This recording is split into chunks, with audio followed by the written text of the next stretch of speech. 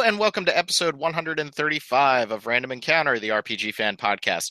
I'm your host, Robert Steinman, Pale Robbie on the boards. It is fall, which means my allergies are in full effect, so I might be coughing and stammering a little bit on this episode of the podcast. I might do the Batman voice at some point. But I will do my best to try to mute all of that crazy mucusness going on with me. It is not fun, and I believe my wife is bringing me tea in a few minutes, which is Swear very to nice me. of her. Swear to me! Oh God! Oh man! Why would I do that? Fresh meat. Okay. Joining me today is Derek. Xenoblade needs to get here soon. Heermsbergen. Heermsbergen. Heermsbergen. I don't know why I am did the that. Heerms. Yeah, or my nickname today for myself was going to be Derek, part of the world, Heemsbergen. Ooh. Because in .hack, it's the world. Yeah, hey, what's up? Embryon on the boards. I don't use the boards, but here I am. Oh, we have a Discord now. Oh, do which we? is the thing. We Yeah. Greg launched it, or helped launch it, rather, maybe about a week ago as of the recording of this podcast. So if you haven't seen it yet, I think we've got an invite up on the forums that you can access, and we're going to look at integrating it into like a more major part of the site and have a button on the front page and everything. So if you're hankering for RPG conversations in real time instead of on those clunky old message boards, look for our Discord. Yep. And I'm Embryon on there too, by the way. So maybe Greg is Star Mongoose on the boards, and he's the person to get in touch for that. And I've been to the Discord a couple times, and it's already thriving. Yeah, it's popping off. That other voice that you heard is Mike. Dragon Quest 11 needs to get here as soon as possible. Solosi. Where's the lie? There is none. Mm-hmm. We need that game, and it really hurts that I know that our friends are playing that game, including Steven in Japan, Steven, and I hate him because he doesn't even like Dragon Quest, and he loves this game. That game will be my most anticipated game until the credits are rolling down the screen of my television, or 3DS, as it were. I am very, very excited for that game. I might buy that game 3 times. Me too. that is on the table, although I'm not sure exactly what my strategy is going to be yet. Yeah. But everything I've seen about that game looks gorgeous, and we don't really have any new news about it, so I don't know if we'll talk about it. But yeah, We could talk about it.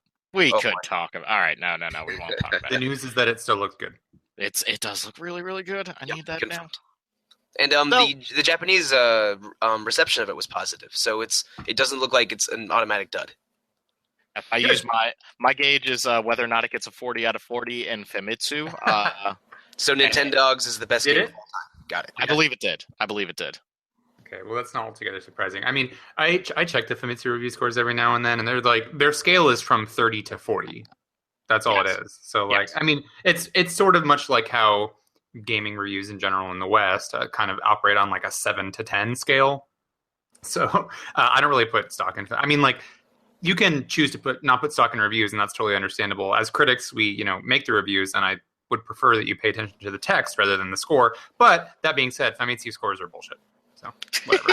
I think sort of they still operate on the 7 to 10 scale that the West does, except that their styles to have 4 reviewers, each give a 1 to 10 score, and they're all terrified to give anything below a 7. So the math checks out. People really only grade 7 to 10 unless something is truly a turd in video game form, in which case it gets a 5.5. Oh, like Time and Eternity. I think I gave that like a 4, or maybe even a 30 something. I felt really good about that. Wow. What did I give Dragon's Dogma? I think I gave that like a 60 or a 65.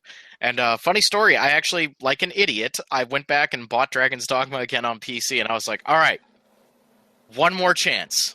You got the Dark Arisen version? The recent one? Yeah, and that game is still just, I don't get it. Like, I know that game has a following, but I think what it comes down to is some people like to pay other people to hurt them, and that's the only reason I could see you enjoying Dragon's Dogma. And different strokes, different folks. That game is much more RPG than action game, and I think that's half the problem. Like when your damage is 35 and you go up against an enemy that has 36 armor, you do no damage to them.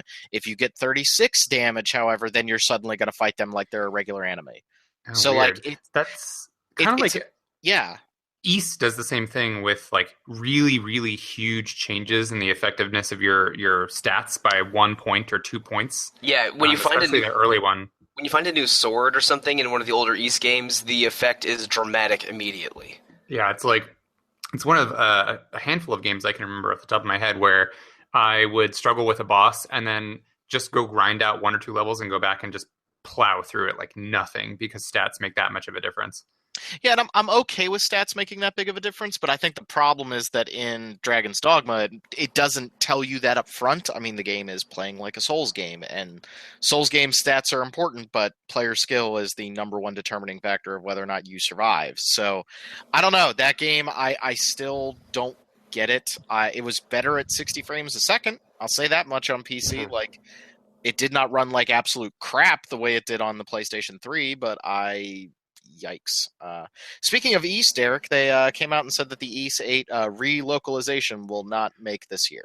Right, yeah, and I think anybody could have told you that back when they announced it, because they gave like a 2-month window or something. No way. There's no way they were going to... I mean, I've worked in localization. I know that you cannot retranslate an entire script in 2 months and do QA. Yeah. I don't think so. Yeah, so I'm not surprised to hear that at all. Nor am I really disappointed or bothered, because I played the game. I'm like maybe 2 or 3 trophies shy of the platinum on it, and that will sort of be motivation for me to pick it back up again. So that's something to look forward to. If you haven't picked up Ys 8 yet, I would almost say wait, now that we know there's a translation patch coming. That's exactly what I'm doing. I bought it at launch, but I was distracted by other games at the time, and now that I've heard this, the criticism of its localization and this call for a new one coming soon, I am currently waiting, and I would be tempted to start it up, but there's too many games out right now. Right. And so just to be clear, I was going to say, we're not, by calling out this localization again, of course, this isn't a personal attack on any of the people who worked on the game necessarily. I think of it as there was a failure in the process somewhere along the line. Like, they didn't prioritize the quality of the script. The translation was probably riddled with errors, and then QA didn't catch a lot of the errors, and like a lot of it's just very stiff and unnatural sounding. So it's not that it's unintelligible, it's just that it's not polished like we come to expect for the East series. So I don't take much pleasure in gloating or anything, but like this is an instance in which I can point to it and be like, look, I told you, like it really was that bad. And there were people who were saying, no, shut up and play the game, like, stop complaining or whatever. And this is a really clear example of an instance in which like measured critique resulted in the improvement of the product. It is worth calling out. It's not just complaining for complaining's sake. We want it to be better. And what did they do? They listened. They said, oh yeah, we screwed up, so we're going to make it better. I'm waiting for that relocalization of Persona 5. That's what I thought was the first thing that came to mind after the Ys 8 thing. I was like, oh my God, if they could do that with Persona 5, that would be amazing. But Persona 5 is also a much, much heftier script than Ys 8 by a long shot. So. Right.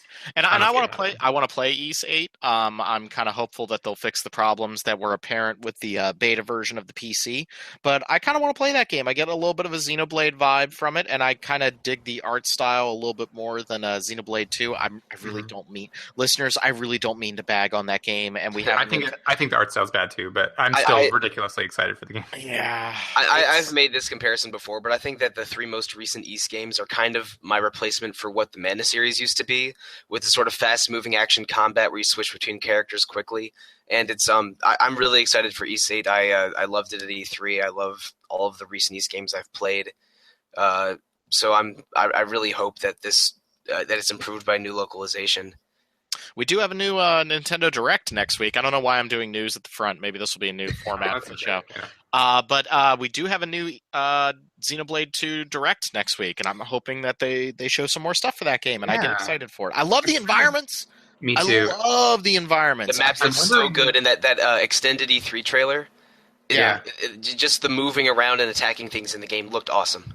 I'm just wondering what they're going to show specifically, because they went pretty deep into some of the combat mechanics in the last E3 presentation. So are they just going to go further? Because I don't want the story spoiled for me. If they want to talk more, maybe they'll show off some of the rare blades and stuff, which, by the way, not to open up this can of worms, but so in Xenoblade 2, as you may or may not know, like the core conceit of the combat system is that you have a character who's like a driver, an attacker, and then a blade, which is something that's tethered to them, and it's another character, like a humanoid character, but they're sort of like the energy source for your abilities, and you do tandem attacks together and stuff. So they have they have the blades that are like, they have some that are special characters, like one of the main characters, Pyrrha, I believe her name is. Kyra. The Kyra. redheaded woman on the that was one of the two central characters that they showed. I believe you mean the one with the boobs. Right. Yes, So, I think that's boob, what you mean. Boob sword.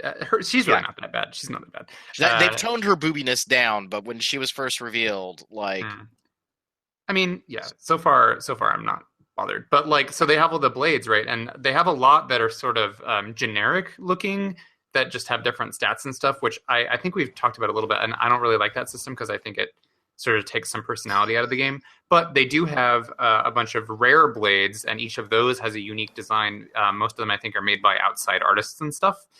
But so far, almost all of them that have been revealed have just been like boob girl, elemental boob girl. Like, this boob girl has giant arms coming out of her head, and this boob girl has like a hole in her stomach, and this boob girl has lightning power, and it's like, really? I mean, it's almost like you're the main character in a Persona game equipping a different persona, except they're all boob girls and they turn into swords. That's a shame. I mean, it's whatever. Like, if they're well implemented, and if some of them have cool backstories and stuff, like, I'm not terribly bothered by that. But I don't see, because as a rule, I hate gacha games. Like, and this isn't in any way a gacha game, but like games where you have to summon, like rare whatever to power your character to be able to win. And so maybe this is too loose of a comparison, but I'm seeing these blades as like, they're sort of like auxiliary, things that you can use, abilities, and they're drawn by different artists. So they have like they have disparate styles, and they're not all thematically consistent with one another. And that kind of bugs me. So I'm waiting. So it's like, if the entire point of this was to like shoehorn in as many different varieties of boob girl by different artists as possible to pander to these current trends, then that's very disappointing to me. But if they turn out cool and like, the variety's good and they're fun to use, then okay, that's fine. I'm intrigued by the the gameplay system of having some characters who are wielders and some characters who are blades, and like changing the pairings for most effectiveness. I think there's good ideas in that system, but the execution of it, where some of them are blank, boring, and generic, and others are pandering and inconsistent, is a bad look. But I mean, we're not going to know until we play it, of course. But I think there's intriguing parts to that system, and sort of less or more puzzling parts to that system. I'm still excited to play it because I mean I adored the first Xenoblade, and they got my money. Oh yeah, for sure. First Xenoblade, as you know, it's one of my top games of all time at this point, and I just love it to death. So I'm probably a little bit prickly about Xenoblade 2 just because I don't want to. It's not that I'm not open to new ideas and stuff. It's just like, it looks like a little bit further away from the original Xenoblade in terms of tone. Maybe it seems like very anime melodrama, and I guess the first one was pretty melodramatic, so I don't really know. Yeah, it really is, dude. Yeah. So, it is, but I think there was there's something mildly restrained about that game in terms of all of its anime-ness. I guess that's how I saw it. That's a good way of putting it. I could agree with that. But anyway, still very excited for it. The environments look amazing. Can't wait to explore the world. And the music. Oh my god, the music sounds so good. The music's great. For me, it's more my style than Xenoblade X's. I still am holding out that game is great. I will do my best to stay positive. It's just that art style. Yikes! So I'm excited. I own a Switch, but don't have any games yet for it. So Xenoblade 2 might be the first Switch game that I play. I already got Mario Odyssey. Yes, Mario Odyssey is great. I have to budget, okay? No, you don't. That's fair. You don't. You just buy all the games, and then you pray to God that your partner ends up getting a job with better health care than you, and everything works out just fine. I live alone, and I have to pay a mortgage and utilities, so... Well, I already offered to come down and live with you so I can get out of the house from Jackie for a little bit. Right. So, you did offer that, and my door's always open. But the area is expensive, though, man. You want to get away from the same wife who's supposedly bringing you tea. So which is it, Rob? Well, she's not here yet with the tea, which means she got distracted at Target talking to people, and I'm like, okay, whatever. That reminds me, Solosi, did you pay me back yet for those tickets to Harry Potter and the Cursed Child? I'm not sure if you did or not. Oh, I thought I did. I can I'll check my receipts. If I haven't paid you, I can do that. I can do that after the podcast. What a time to bring it up. Mm-hmm. Well, I'm just making sure. All right. Now it's documented. Yeah, you can't get out of it. Well, the most important thing was that Jackie bought the cheap tickets, which made everybody's life that much easier. So Yeah, and you have to book those Cursed Child tickets a year in advance. So that's exactly what she did. yes, I was surprised that she got a lottery spot. She between that and getting a hotel at Magfest, my wife was like rolling straight 20s in D&D terms. Like it got a little ridiculous right there. She should start playing Fire Emblem Heroes or something because she's just going to get nothing but 5 stars. Yeah, that Magfest thing. Oh my god. What can you even say? Like hotel rooms gone in what, like 11 minutes, I think was the total. Yeah, something like that. That really sucks, but oh well, I guess it's time now to talk about games. We've talked about enough things. Oh, one other thing. Solosi, I bought the 35th anniversary Akira mangas. So excellent. I've just been steeped in 80s nostalgia right now, which is fantastic.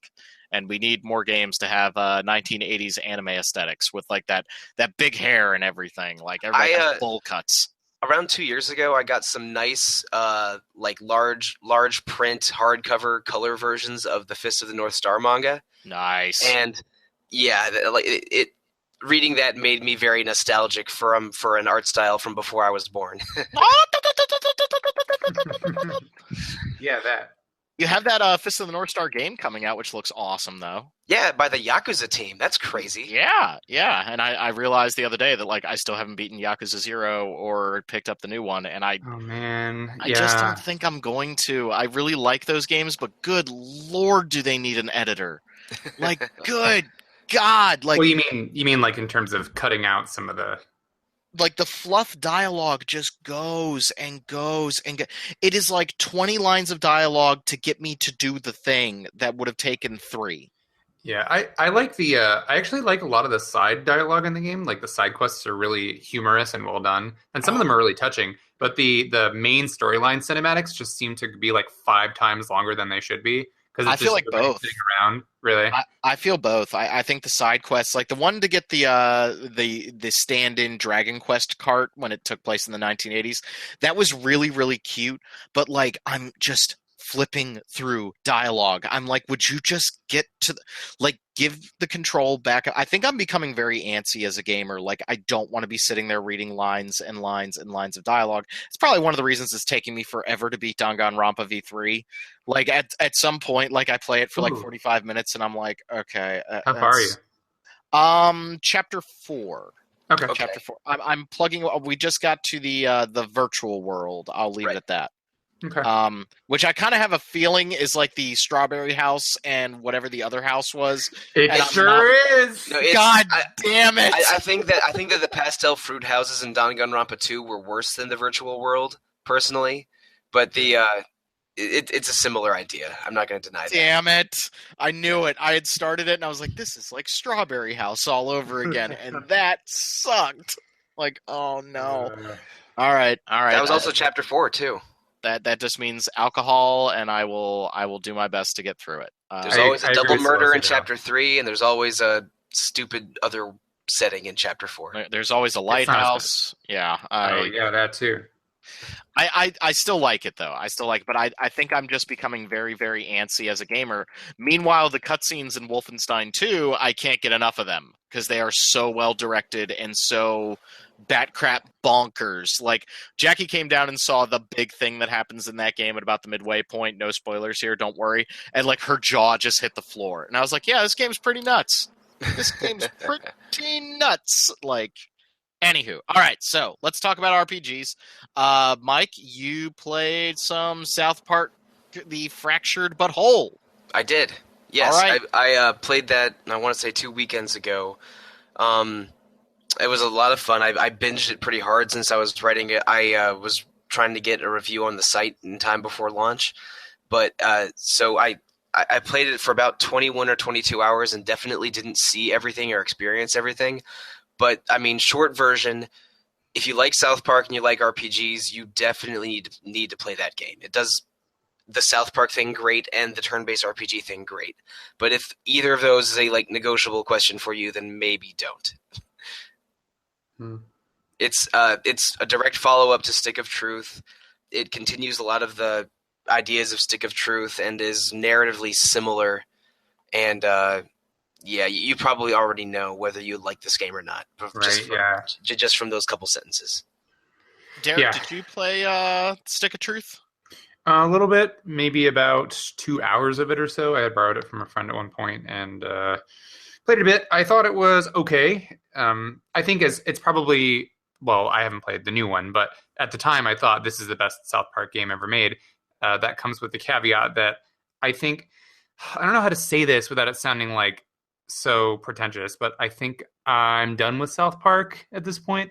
Mostly because I find that a lot of their humor is like, so it's trying so hard to be like apathetic that it doesn't actually, that it misses the point on purpose and can be harmful. That's a very like, I am willing to discuss and debate that plenty because I know that there are some people who think that South Park has actually become more inclusive, and that it sort of takes the perspective of like it's continuing to make fun of everybody, without picking sides, kind of thing. I just think that it's dangerous sometimes to not pick a side. Having it address more topics than ever does not make it more inclusive necessarily. Right. Yeah. If it keeps saying that none of these topics matter, then it's not saying anything.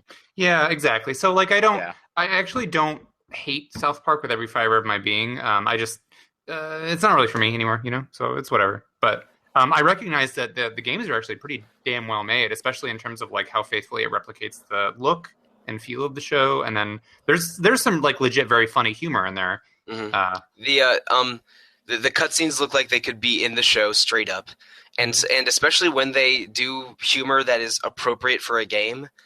I think is when it's funniest moments. Like in Stick of Truth, there's a section that basically lampoons like audio diaries, like the BioShock style stuff. Oh yeah, I hate those so much. Yeah, but there was a section in the first game where they made fun of those a lot by having you find them and it was very self-aware of what it was making fun of, and it was hysterical when you did it.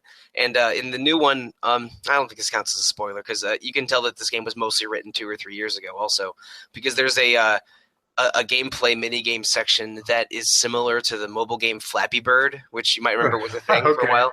And, basically the extended Flappy Bird joke is a really great Flappy Bird joke.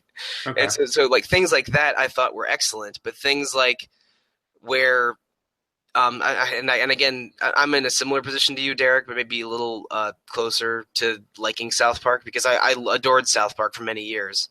Especially the first, I would say, 11 or 12 seasons, which is a lot of South Park. But at times playing The Fractured But Whole, I was worried I had maybe outgrown it because I'm just playing it and I'm playing it and thinking there's just too much poop and vomit in this, or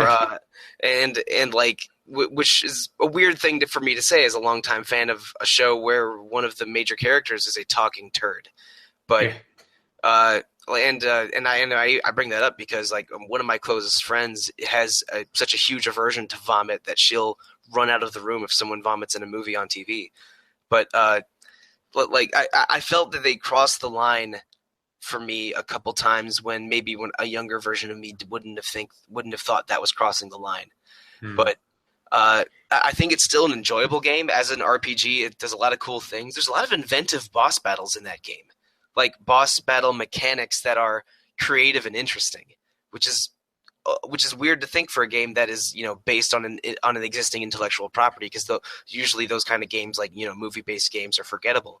But this game is pure South Park and a good standalone RPG. But some of the humor in it, I crossed a line for me that I didn't know I had. Like they gratuitously use. A certain ethnic slur for one story segment, and that bothered me. But it's like things like that. Yeah, I feel like it's pretty difficult to talk about this too, just because, like, I don't necessarily think like it shouldn't be censored. First of all, like, duh, they should be able to express these things, but like we're also allowed to look at it and say, hey, maybe this is in poor taste. So yeah, that's sort of where I'm at with it. Like, I enjoyed the game. Like, I gave it a positive review, but I think sometimes it was done in poor taste, and your mileage will vary on whether something is in poor taste or not. Obviously. Right, and that's kind of the heart of edgy humor, which is important to recognize here. Like, with any kind of edgy humor, like I remember going to see The Book of Mormon, another thing made by the guys who made South Park. The Book of Mormon, like, people walked out. And I'm like, well, didn't you know what you signed up for? Like, you kind of have to be okay with the fact that they are going to shock and awe you. That's a little bit of what you get with South Park. But I think I get what you're saying, Derek, which is you kind of want South Park to take a stand and not have the ambivalent white guy tone of, well, this all sucks, nothing matters, like a very like nihilistic Right. view of things. Because stuff does matter. Oh yeah, no, I would agree. And like that stuff's great when you're like an angsty teenager and you're like listening to the Smashing Pumpkins, reference to my age. But like at a certain point you need to start making a stand, especially if you choose to be a parent and you're going to teach your children something. Like you have to take a stand on some issues, or if you're going to be working with young people at all. Like I used to say things were gay when I was a dumb kid, like growing up in the 90s and the early 2000s. And now I like have to explain to my students why that's not appropriate. And that's okay. Like that's me taking a stand and saying I have grown and matured. And I think Matt and Trey looked like they were going to grow and mature at a certain point, and then they just kind of backed off and said, no, we're not going to. And that was a little disappointing. Right, yeah. Yeah, so the problems you would have with the Fractured But Whole are a lot of the same problems you would have with South Park the show. But I think it's like trying to examine it in a vacuum. I think I think it's a good game for sure. And also the superhero send-up moments in it were funny. Like, oh, this is very South Park and very superhero. They make you choose a weakness in around the 30% mark or so, because every superhero needs to have a kryptonite, and you basically choose an enemy type, and you take more damage to that enemy type. But when you get everyone's character sheets later in the game, Cartman, the guy who insisted you have a weakness, is the only one without a weakness on his sheet. Of course, because it's very Cartman. It's like there's a lot of hidden jokes that are good in this game, and a lot of text that is funny, but sometimes in poor taste. I liked it as I was playing it. I think it's good, but again, I hate to be hammering on this so over and over, but the issue of obscenity in it has to be addressed. Yeah, no, I think that's fair. And if it rubbed you the wrong way, then that's like an emotional reaction that you had to it, and that's something to be considered when you're reviewing it. Definitely. Yeah. It was really one plot moment that bothered me the most. It was the one with the ethnic slur. I think I told you about it off of the cast, Derek. Yeah, you did. Yeah, and so you understand why that would be why that would bother me. that just seems like, I don't know. We don't. I don't want to. Taste is all I really need to say. Like, we got it. Like, I thought there was a little bit too much poop, and that there's one ethnic slur thing I thought was in poor taste. But again, that line's drawn differently for every person. That is very true. Yes. Yeah. But as a game, it was good. Yeah. Yes, I would say that this is a good RPG, and is very, very South Park. South Park is more South Park. It's a game. I ran out on the Stick of Truth. Like, I enjoyed what I played of it, but when I finished it, I was like, I needed that to be over maybe like 3 or 4 hours ago. I thought that the last couple segments of the Stick of Truth were among its strongest, but I basically agree the game could have been a little shorter, but I thought that, the sort of final gauntlet was pretty cool in that one.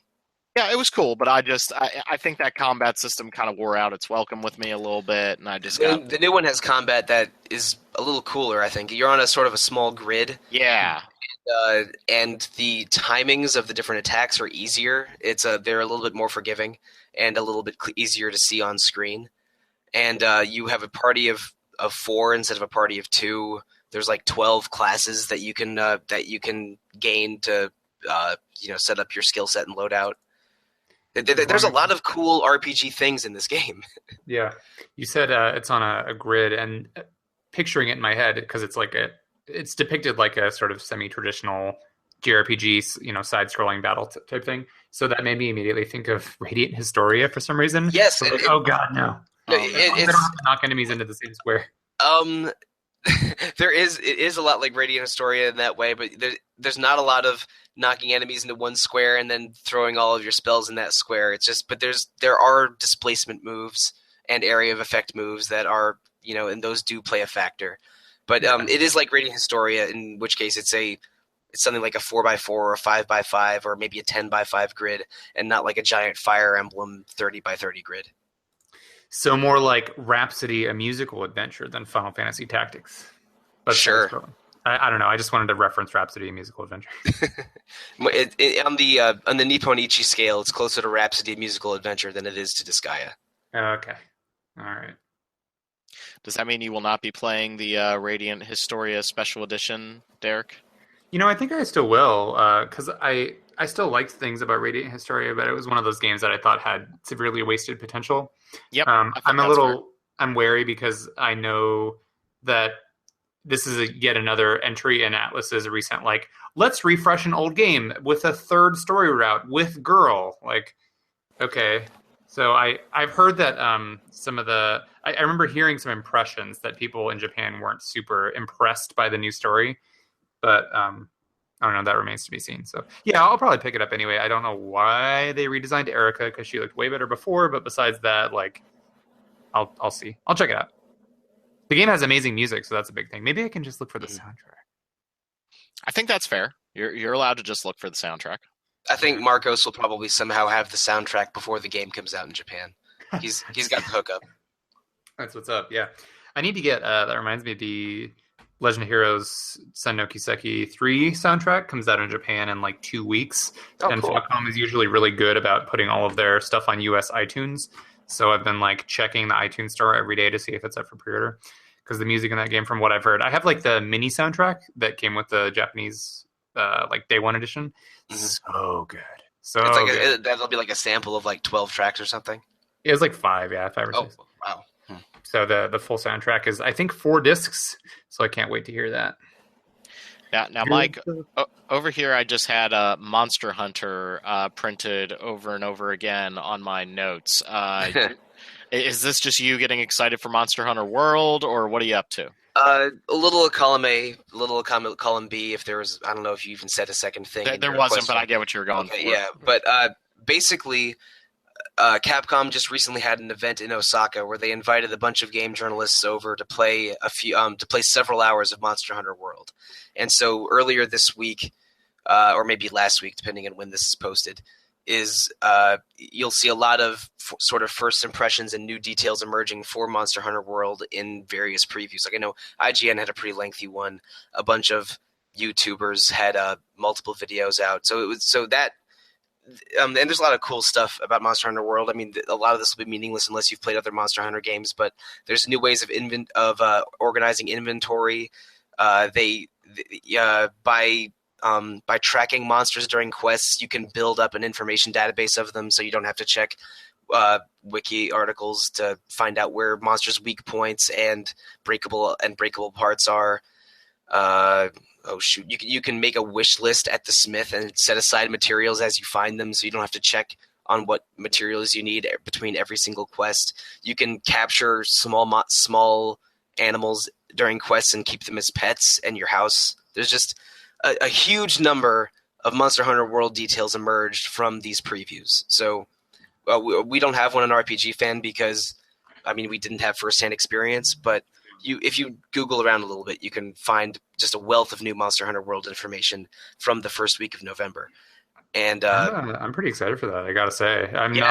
I've tried Monster Hunter has bounced off of me time and time and time again. I've probably bought three of them at this point. The one for Wii, Monster Hunter Tri, or whatever that was, and that was the one that had me fall off the wagon on. But yeah, go ahead. Yeah, and then 4 for 3DS, and then 4G or X. I don't know what it's called in the US. X in Japan is called Generations in the US. Yeah, that one.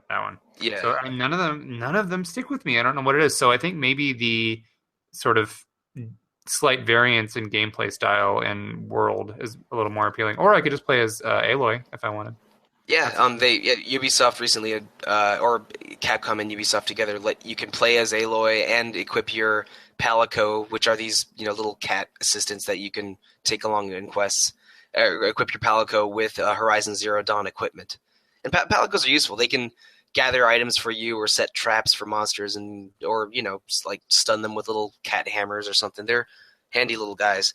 But, me personally, I've probably said this on podcasts before, and I apologize, but I played the hell out of the PSP Monster Hunters, then tried the first Wii one and hated it.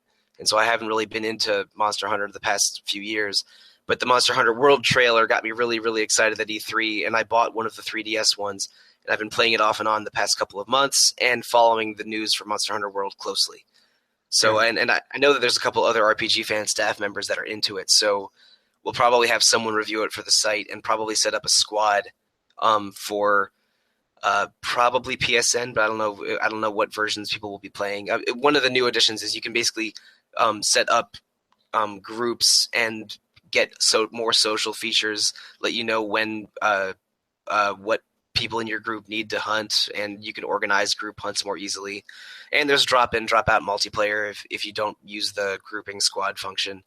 There's so many quality of life improvements in Monster Hunter World, and so many we're starting a new chapter of Monster Hunter kind of improvements that the game looks like both the most exciting Monster Hunter game maybe ever and the best new entry point for the series by far. Okay. I am excited. I'm just also like intimidated as all hell. Like that trailer, the gameplay demo that we saw at E3 was like, that was busy. That was very, very busy. I know you're saying that they streamlined a lot of things, but to me, somebody that's never played a Monster Hunter, I was just like, gah. Like, there is so much going on right now. It looked cool, but I think there might be a little too much going on for my small brain to handle. For the older Monster Hunter games, if someone was curious, I would probably insist that they play with someone who had already played a lot of Monster Hunter just to familiarize themselves. But this one, that might not be necessary. You might be able to go in cold. But again, the game's not out yet. I don't know exactly how much more friendly it is to new hunters. But I have not been this excited for a Monster Hunter game basically ever since I started playing with Monster Hunter Freedom 2 for the PSP. Did they say when the PC version's coming out? No, just after the console version. The rumor is it's not going to be that long a turnaround. People are saying a month, but that's all speculation. I'm okay with a month to optimize it, but I'd probably rather play that on PC if it's optimized well for PC. But it looks cool. It does look really, really cool. I'm gonna give that game the old college try. Yeah. But Mike, you might have to hold my hand the entire time I'm playing it. I'll help. I mean, I've been actually struggling a little bit with this with the 3DS Monster Hunter game I bought. Because I'm fighting a bunch of monsters that had skipped me over the years. I'd never fought a Lagia Cruz or a Devil Joe before, or Murder Pickle, according to the Monster Hunter fan websites. Good old Murder Pickle. Yeah, it's a big Tyrannosaurus thing with bumpy green skin, so they call it Murder Pickle, which I think is pretty inspired. But that's pretty good. Yeah, so I've been struggling at times with the guild quests in the Monster Hunter game I bought, which was Generations for 3DS. But I know that World is going to be very different, and just the controls, having multiple shoulder buttons to work with and a separate joystick for camera without doing the goofy 3DS attachment thing is very, very exciting for me. I've been watching weapon demo videos and just building up my hype for the game. I'm a biased example.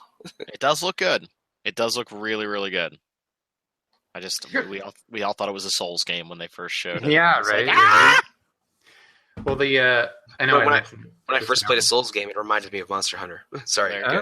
Good way around. Yeah. Oh, how the fidgets have spun. Oh no. Sorry, I heard that and I had to say it. I hate it so much. I'm using that now. Yeah. No. Speaking of Aloy and Monster Hunter, just a brief to touch on it briefly. Rather, I can't talk today. Are you going to pick up the Frozen Wilds? That's what it's called, right, Rob? I did not play Horizon Zero. What? I did not. There was a choice. The choice was between Zelda and Horizon, and I went with Zelda. And I just have not had a chance to go back and play Horizon. Well, I guess you can get the complete edition when that comes. That's what I was planning on. I was kind of, part of me was thinking, is that going to be like my Christmas break game? But then I remembered that Xenoblade's out. Xenoblade, yeah. But like I have a feeling, because remember we talked about that with Caitlin. I have a feeling I'm going to end up liking Horizon more than Zelda. I think I'm going to like the directedness of Horizon a little bit more, a little bit more focus on combat. I think I'm going to be one of those weird people that says I like Horizon more. And Zelda's great, but like I can't remember a damn thing I did in that game. I remember a huge sense of freedom, which is amazing and hard to replicate, but those dungeons were super forgettable. Like, So sad. I know. I really want that. Don't get me wrong. I do not want them to go backwards with Zelda. Do not go backwards. Like, take the criticisms, and I think that there are legitimate criticisms for that game. We're almost at the 6-month window when we can safely criticize Zelda. We're past it, right? So I think we can now criticize Zelda and say hey, this game was like an 8.5, maybe a 9 for some people, and let's talk about things that'll make it better next time. Instead of the, oh my god, this is the best game ever. Oh my, Jim Sterling gave it a low score, so now we have to Twitter bomb him. Oh Jesus. Well, now all of that superlative commentary is on Mario Odyssey and not Zelda. Yeah, and I think Mario's great, and it's probably a 9 or a 9.5 for me. I think Mario's fantastic, but that damn chef area, I did not enjoy that. I have not played either of those games, but I'm excited to. Do you know the area I'm talking about, Derek? Yeah. I did not like that area at all. I didn't like the gimmick in that area. I died quite a few times from just a weird bounce and the way Mario's butt catches on fire when he hits the lava and he just decides to run into fire again. I was getting a little... That was the only area in the game where I started getting frustrated. What did you think about Anne Orlando?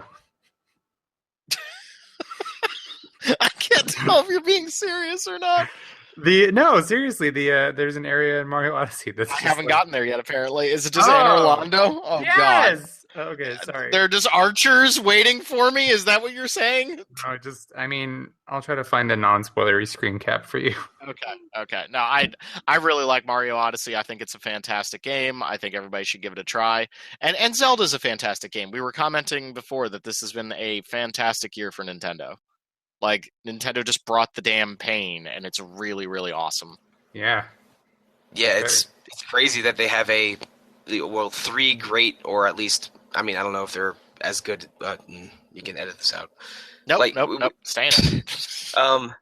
We have a great Mario, Zelda, and Metroid. Debatably great for each of them, I guess. In the same calendar year. I will fight the hell out of anybody that thinks that Samus Returns is the best Metroid since Super Metroid. I didn't say that, but getting 3 in 1 year that are all well received, I think, is remarkable. At least. I very much enjoyed Samus Returns, but that game was quite repetitive. Extremely repetitive. How desperate are we that we have all latched on to Samus Returns as being the new friggin' messiah of Metroid? Nope. My negative feelings in that game have actually strengthened since I beat it. Wow, I'm not negative on it, but I have legit criticisms. I actually really like the way Samus controls, but you are doing the same thing over and over again, and the lack of backtracking was kind of a major bummer. But that was almost a problem inherent with the original game. So how much do you recreate it? I don't know, but. I think Samus Returns is about as bland as a mayonnaise sandwich. Wow. First off, I love mayonnaise. Okay. All right. Okay, well, you're allowed to. And I think it has boring level design. I think it has boring boss fights, except for maybe 2. There are 2 standout boss fights, and one of them is actually just really annoying because it's hard. But it's really hard. Yeah. I can't remember anything about the soundtrack really because it was either drowned out by the sound effects or it was too quiet and too ambient. And I think the visual design is really boring and really samey, and I don't like the levels. So I think those are all legit criticisms. I didn't have them quite as much as you did, but to me that game was a 7.5 or an 8. It's a hard 6 for me, and I don't think it's a piece of crap by any means. I just think that the reason why my reaction is so sort of hyperbolic is because people have been praising it as oh my god, Metroid is back, you guys, and I don't see that at all. There have been so many Metroidvania games by other developers and other styles that have been so much better. I think your criticism is much the same way that I feel about Breath of the Wild, where I'm hey, I found a lot of this to be very repetitive, and I can't really remember a whole lot of it. And yes, the gameplay systems are fun, but I don't really see a point to it. And everybody was going nuts over it. I'd say Breath of the Wild's a better game than Samus Returns, don't get me wrong, but I kind of had a similar reaction where I'm just kind of sitting there going really? Nobody else is seeing these problems? Am I the only one? These do not break the game necessarily, but I think that they're legitimate and worth talking about. If you can permit me to play armchair psychologist / game reviewer for a second. Sure, you go right ahead. If we think that maybe Samus Returns was overrated by the greater public a little bit because they were thirsty for a new 2D Metroid game. Oh, absolutely. Absolutely. Do we worry a little bit that people are going to overrate Bloodstained Ritual of the Night next year the same way because they're so thirsty for a 2D Castlevania game? I could definitely see that happening. We did get a new gameplay video of Bloodstained a few days ago at the time of this recording, and it looks like a 2D Castlevania game, but doesn't look as as perfectly constructed or crafted as I would hope. Being a huge fan of the Igavania games. Yeah, I mean, I think that there's a turning point for these things. I mean, if we're going to talk about crowd-funded games, I mean, you've got to bring up Mighty Number 9, which I remember I played the demo for that, and I didn't think it was nearly as bad as people thought it was. So I didn't think it was great. I thought it was very mediocre, but But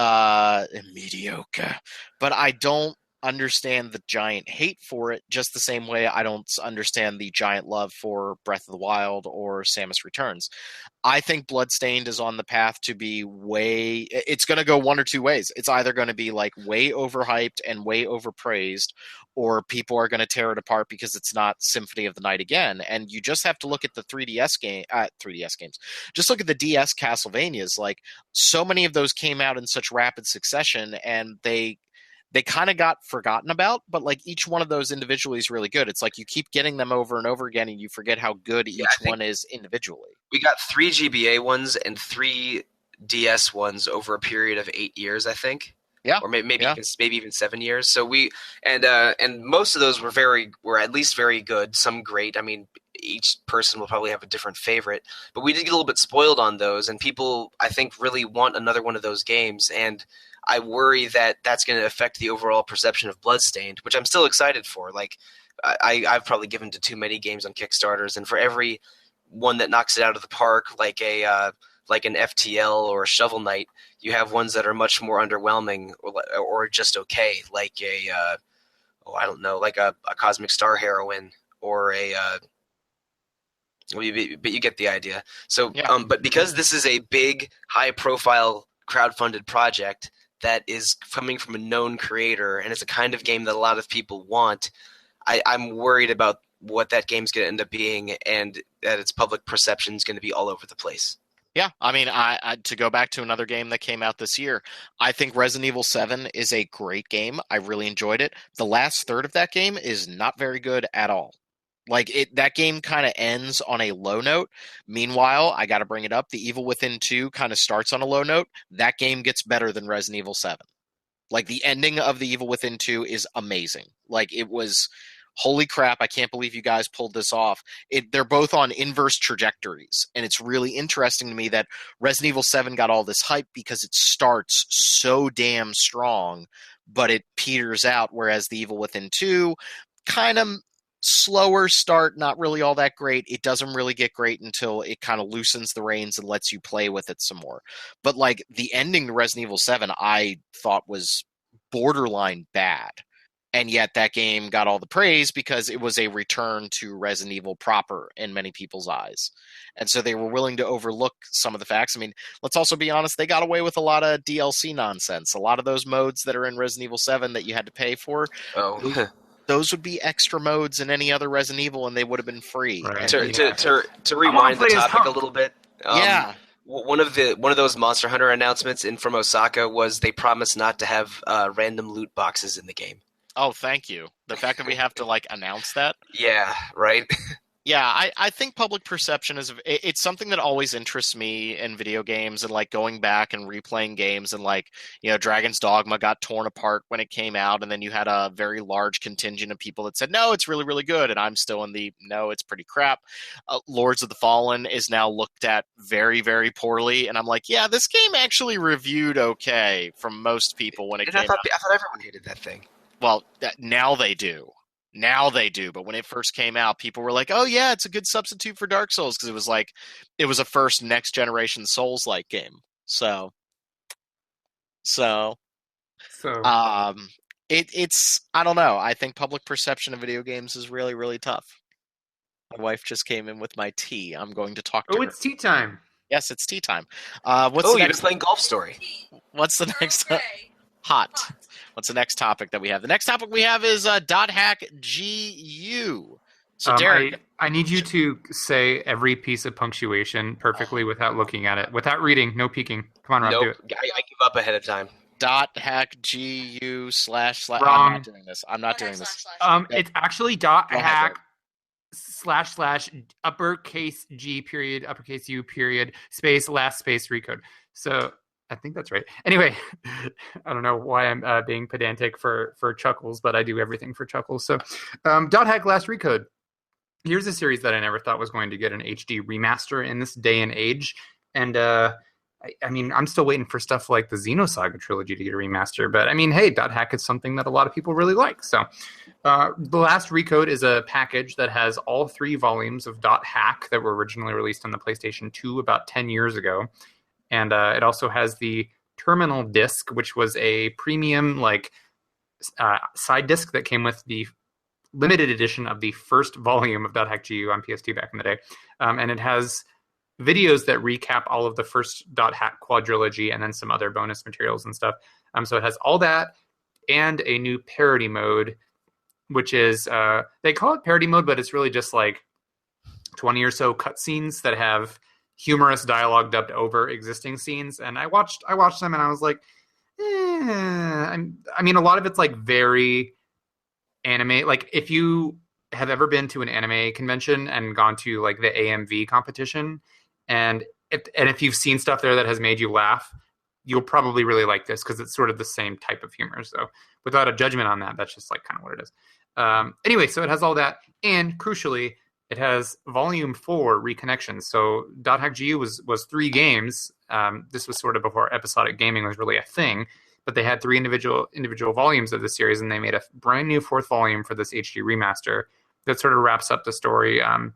It's kind of like, it's just an extended epilogue, and I think it provides a clearer and happier ending to the game. It's only about 2 hours long, so I won't spoil anything for it here, but I thought it was pretty well done, and I didn't mind the inclusion, especially with the cutscenes in it. They did in kind of a new style that looked pretty good overall. So just making sure I know the history of .hack here. You have the original .hack games, right? Yeah, there are 4 of them. And those games were, I want to say, we were talking about public perception, so here I go again. But like, they were kind of okay, well received. And if I remember correctly, the GU games were received better.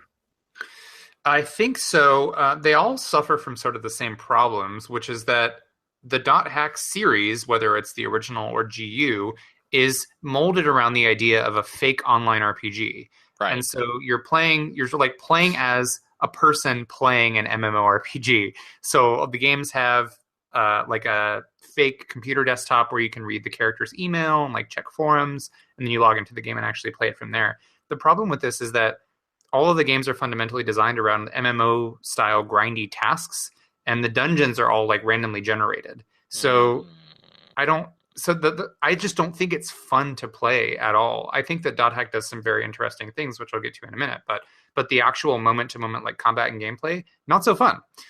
So yeah, I think at the time of release, it was a novelty because they had never done such a wide cross like media collaboration type thing with an RPG or a video game that I remember, at least, because every volume of the first series of .hack came with an anime DVD. And this was, of course, like way before streaming was really, available to us. So it was really cool to have this anime. The anime was running in the real world concurrently with what was happening in each game. So you kind of got like a sense of what was happening on 2 fronts, and you got to sort of engage on 2 different levels in terms of like one was playable, one was non-playable. So I thought that was really cool. And I think if there was a lot of praise for .hack at the time, it was for that more so than the actual like game being good. The story is perfectly interesting and fair, and I'm talking about GU right now, but just to like touch upon it, the original .hack games were all about guy who plays the fake MMO Gesundheit Jackie. Gesundheit Jackie.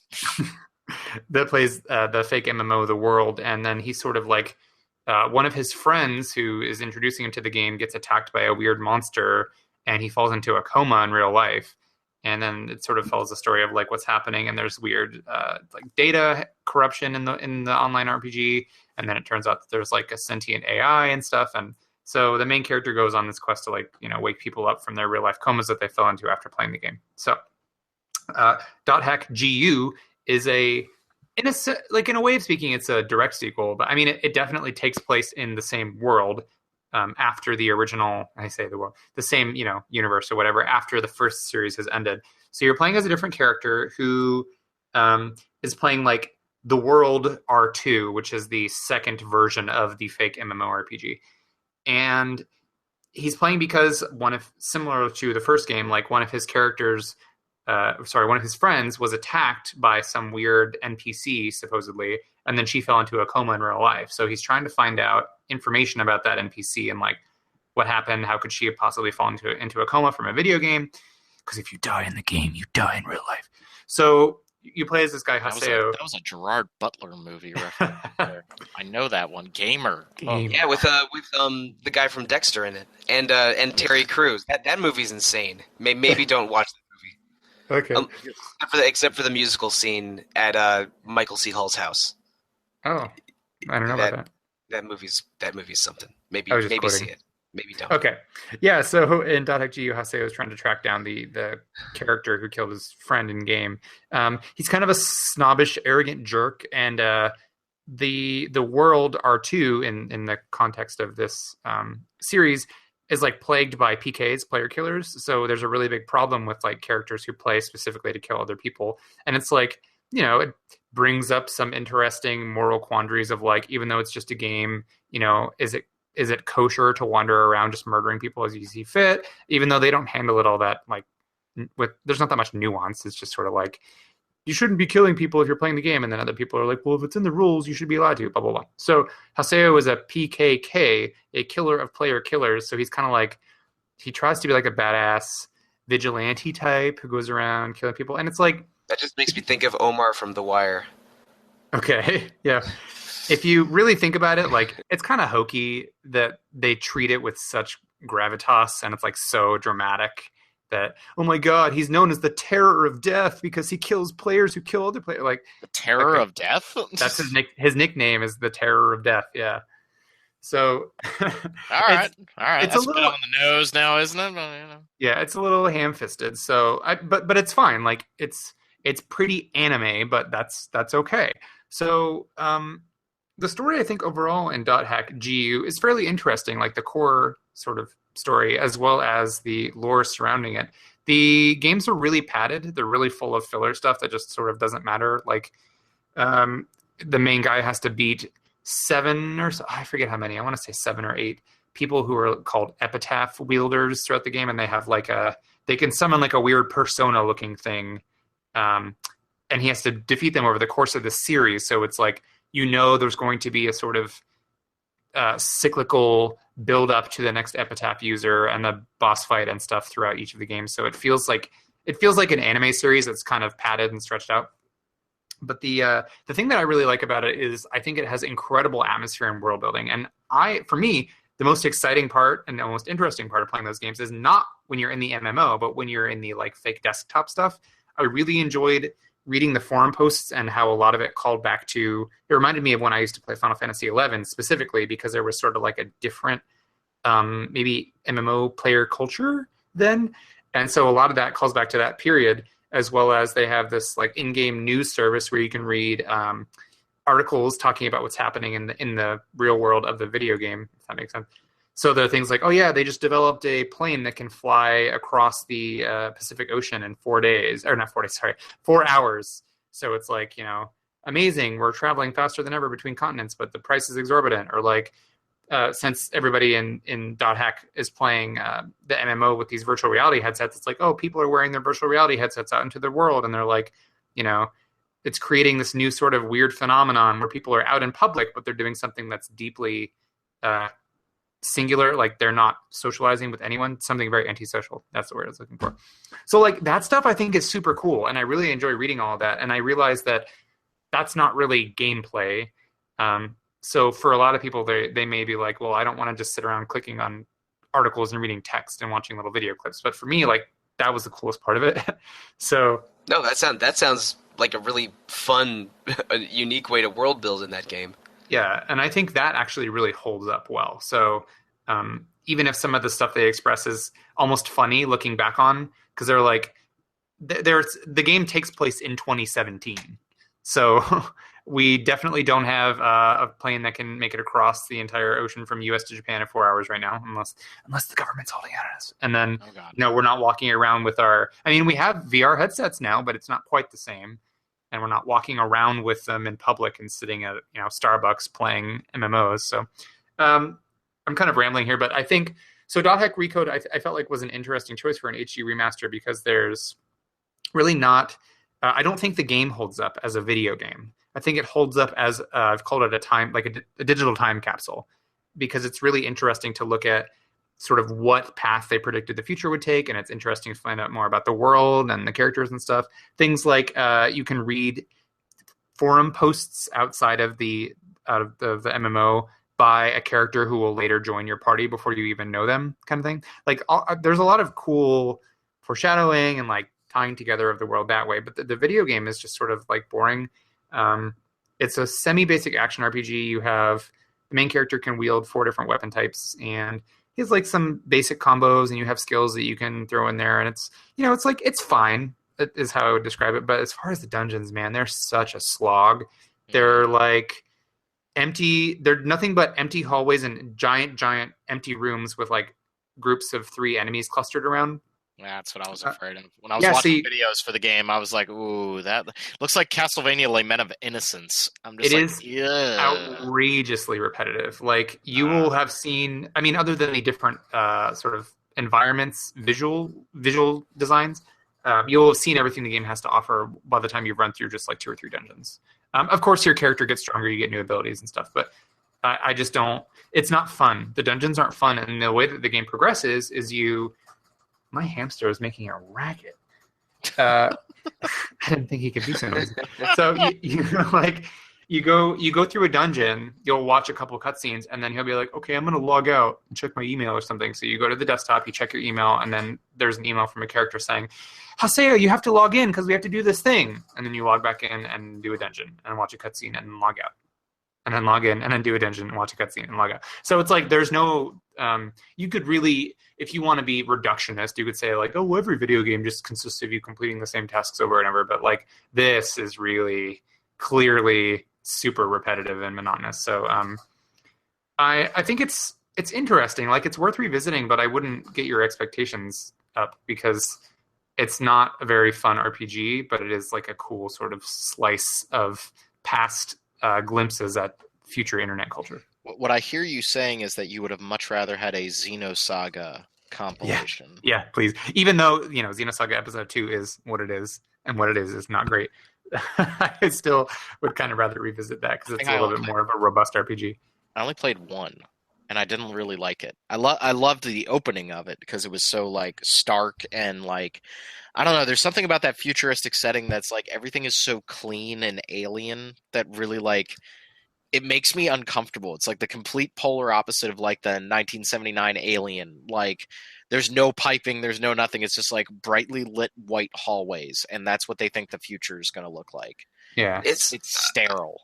I would like to give that trilogy a second chance because I liked the first one a lot and didn't really finish it and was a little bit turned off by how different the second one looked. It's almost the 3 games have like slightly different art styles that threw me each time I saw one of the new ones. Yeah, the first one was very chibi, the second one was more realistic, and then the third one was kind of like a mix of the two. Like the third one. Third Xenosaga. Yeah. Oh, sorry, Xenosaga. I thought you were talking about Dot Hack still. I was like, no. We got off Dot Hack and we Xenosaga because well these compilations, I think that's a great way to play these games again. I think it's awesome that they're showing up on Steam. We've said that over and over again. Like it's amazing to see all the Ys games on Steam. That's great. Oh god, yeah. And I'm like, what about Xenosaga? Like they've hinted at it a couple times, like maybe, or what about Digital Devil Saga? That could be kind of nice if they tone down the random encounter rate. Yeah. Yeah, we talked about that at length over 2 episodes of Retro Encounter and earlier last month. And every time we talked about they need to lower the random encounter rate. They need to give this an HD or PC version of this basically all the time. That game is so good or the first one at least, but hamstrung by a bad random encounter rate. Yeah, and now we're going to get Shin Megami Tensei 5 on the Switch, and that trailer got me excited. They didn't really show anything, but I'm super excited for that because I think in the end I liked Shin Megami Tensei 4 more. I just remember that game being a hell of a lot more fair than Apocalypse, but you know, if they can take the quest design of Apocalypse where you actually know where the hell you're going and put that into a new Shin Megami Tensei, I'm really excited for that. And I want to see what they do with the Switch, and do they still go for their amazing UI design that was like perfect for It was really good. Yeah, I mean, that's one of the best designed handheld games. Like, they just knocked it out of the park, and every other game feels wrong compared to what they did on that game. I didn't mean to derail it. What else I would actually really love, yeah, it's okay. Just final note on that is I would love to see them return to like Kazuma Kaneko's art style from Nocturne and Digital Devil Saga stuff. Yeah, I like that a lot better than the SMT4 Apocalypse. I wouldn't mind, and I have Nocturne sitting on my computer desk because I tried out the PlayStation 2 emulator, and I was playing the real version. I didn't have a pirated version.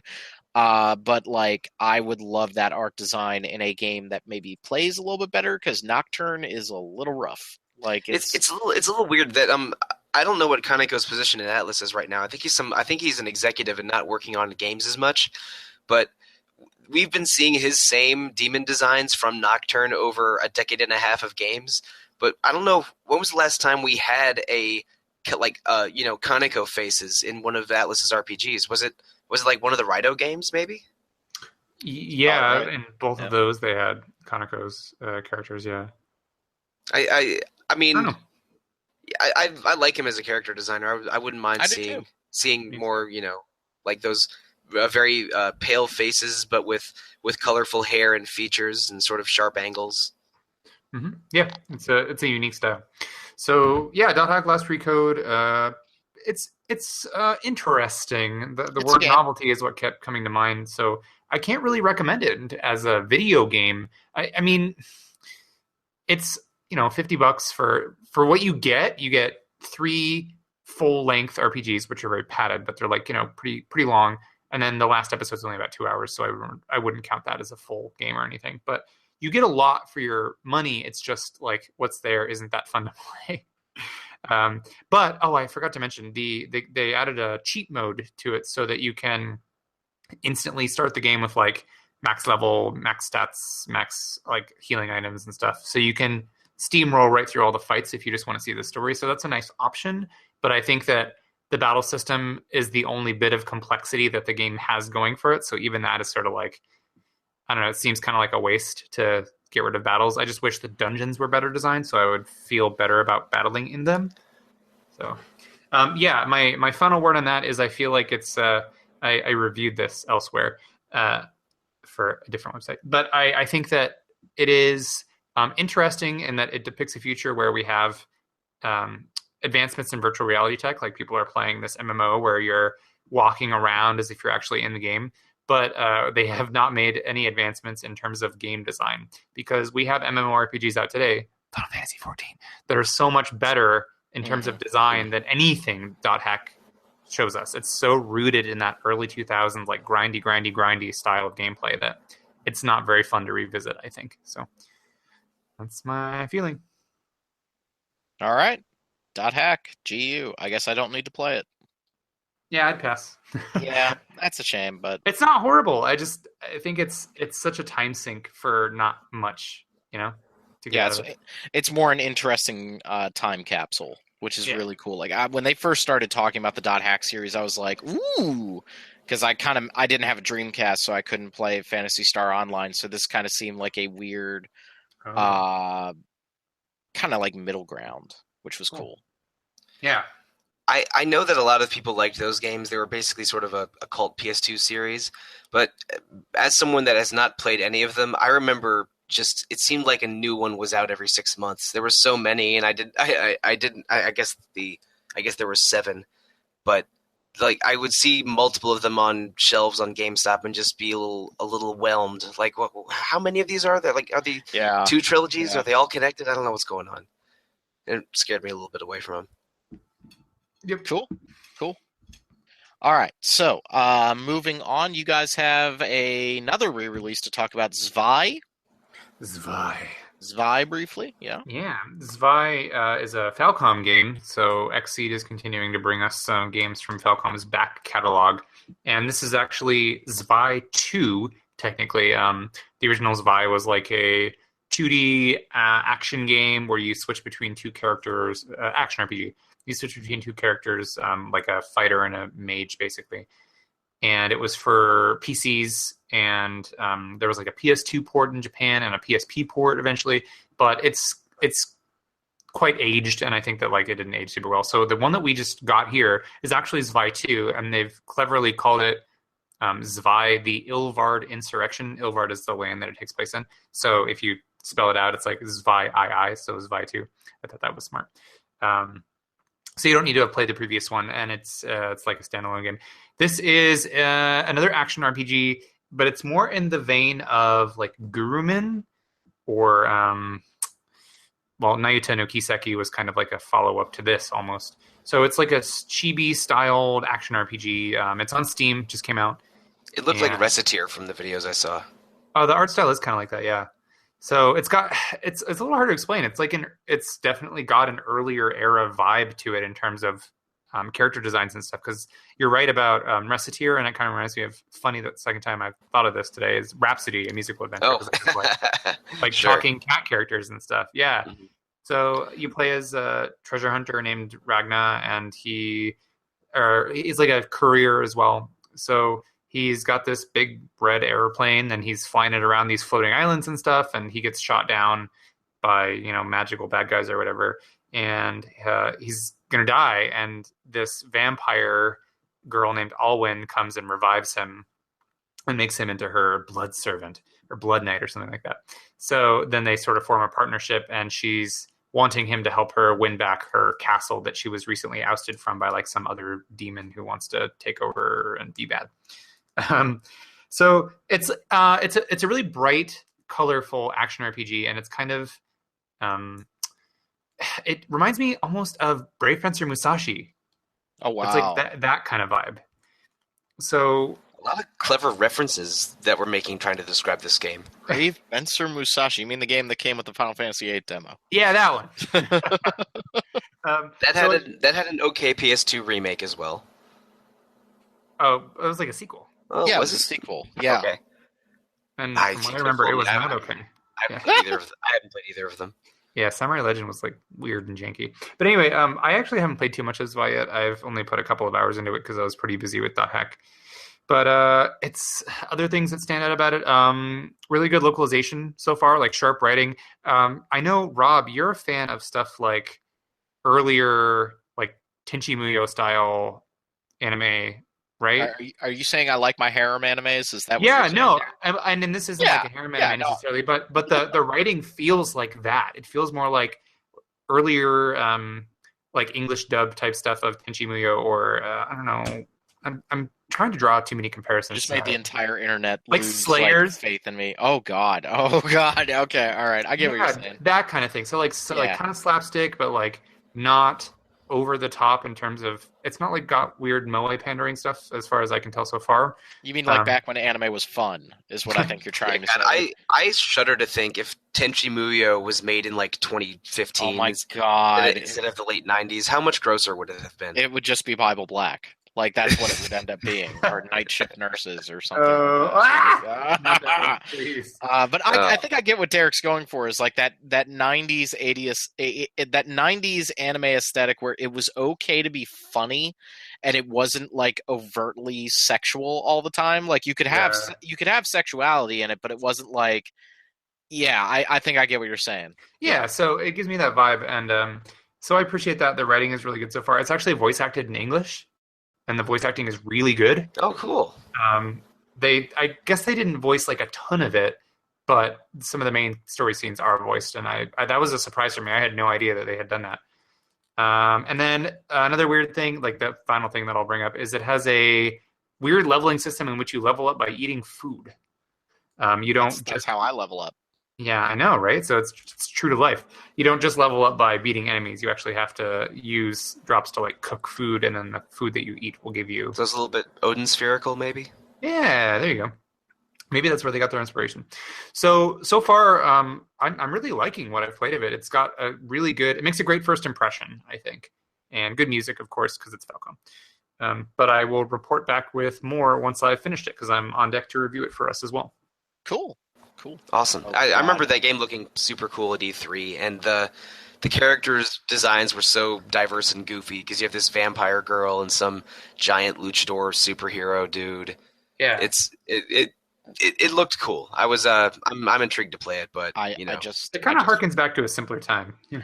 I just made a yeah. mistake of I added it to my Steam wish list, and that made me look at my Steam wish list. And you know what game Oh, I still Lord. haven't played, guys? Trying to. No, So many, all of them. Derek's gonna get really mad at me. Probably 100 games, yeah. I haven't played Nier. Oh, Automata? Yeah, I At haven't all? played it yet. I didn't. I'm so interested in playing it, but the 2017 has been nuts, Oh, like it really has been, yeah. absurd all year in terms Yeah. of game release. I think this is going down as like one of the biggest years for video games ever. Yeah, it's like up there with 2004, 2001, like those years of just like there are all these games, and every time I still haven't beaten Persona 5. I feel like I say that on every. I don't even know what to say to you anymore. I Rob, know. I've beaten Persona 5 twice. Jesus God, Mike, seriously? Yeah, I got the platinum trophy on it, and Oh and one of the trophies is for the super boss that is only in the second playthrough. Oh my God, I hate you. I hate You you. cray. Well, I've got 2 weeks of I vacation binged coming up. binged the hell out of it for 3 weeks for the first time, and then the second time was like me playing it slowly over 3 or 4 months. But yeah, I've beaten it twice. Yeah, I made it's. I've said it multiple times on the podcast, but I screwed up in that I beat Persona 3 before it came out. I think that's what did it. I put like 20 hours into Persona 3 to beat it, and I was a little Persona out when Persona 5 came out. You Like, see, I have the opposite, where I was just, I mean, I'm like one of those Metroid fans. I was so thirsty for a new Persona game that my hype levels were just through the roof, and the whole time I'm playing it, I'm just thinking 10 out of 10, 10 out of 10. Just Yeah. nonstop. I want to get near. I want to get near on PC, but apparently that PC port is a little rocky. So, but it's apparently your mileage may vary. I don't know. I have 2 major vacations coming up. I have Thanksgiving and I have Christmas, and Well, Rob, people have different tastes and preferences, so that's true. That's true. I still need to beat Wolfenstein 2. I still need to beat Super Mario Odyssey, and I still need to beat Danganronpa V3. I am 2017 is crazy. I am usually a monogamous gamer where I only play one game, and if I try to play more than one at a time, I get messed up. And I think Persona 5 was close enough to Breath of the Wild that like Breath of the Wild had just burned me out. Like I was exhausted after Breath of the Wild. I had nothing. Wait, did Breath of the Wild come out before or after Persona 5? A little bit before, I think, but they were like 2 weeks apart in April. Yeah, a little before. Yeah, that's why I got messed up. Okay, yeah. Breath of the Wild, like, And as Nier much came as out I- in that same window too. as much as I bag on Breath of the Wild because I don't think it's perfect, that game did like eat up all my time, so I clearly enjoyed it. And like I played that game to hell and back. So all right, 2 quick pieces of news to go into. The first is it is BlizzCon, and unfortunately there is no Diablo news. That makes me sad. They said that was going to happen, but no Diablo reveals or anything. I actually just want to see them make a new action RPG in another universe at this point. I think Diablo's kind of played out, and if I play one Overwatch more, sequel that plays like Diablo 3. well, like I just want to see a different world from Blizzard at this point. I think they've got so much talent, and if I play one more game where I have to kill Diablo, I'm going to get a little upset. Or if I play another game where I fight Junko, I'm going to get upset. Ah! But I keep playing V3. Just wonderful, keep wonderful. playing. But I think, like, there was talk on, I think I want to say Polygon, somebody wrote an article a few months back about how they would like to see a game just called Sanctuary, the world of Diablo 3. So, like, it isn't about killing Diablo, but it still takes place in that very unique universe. That would be really cool. But no Diablo news from BlizzCon. But we did get news. If you remember back a couple months ago, Blizzard made it a point of shutting down legacy World of Warcraft servers. And in the back of my mind, I kind of thought, is this another Samus Returns scenario where then we find out that, oh yeah, the reason they've been shutting it down is because they've been working on it. And it looks like they are with World of Warcraft Classic. Yeah, for real. Which is, we don't know a whole lot about it. They've basically said that they're working on this and it's going to take some time, but they want to create the original World of Warcraft experience without the launch of World of Warcraft. So I think that means they want it to play well, but play old school. That is a brilliant idea. That is absolutely brilliant for them to do that, because at this point, World of Warcraft, my experience if I were to pick that game up now would be entirely different from somebody who played it when the game was first released, and that's a good thing. But there's also something to be said for the historical aspect of a game that has continued on this way and has grown so much.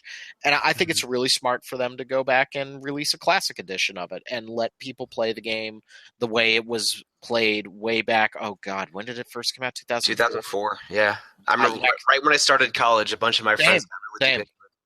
Yeah, did we both go to college the same year, 2004? I graduated from high school in 2004. Yeah, same. Okay, yeah, you and I are old. But wait, yeah. You graduated from high school in 2004, Rob? Yeah. What? Yeah, I graduated in 2005.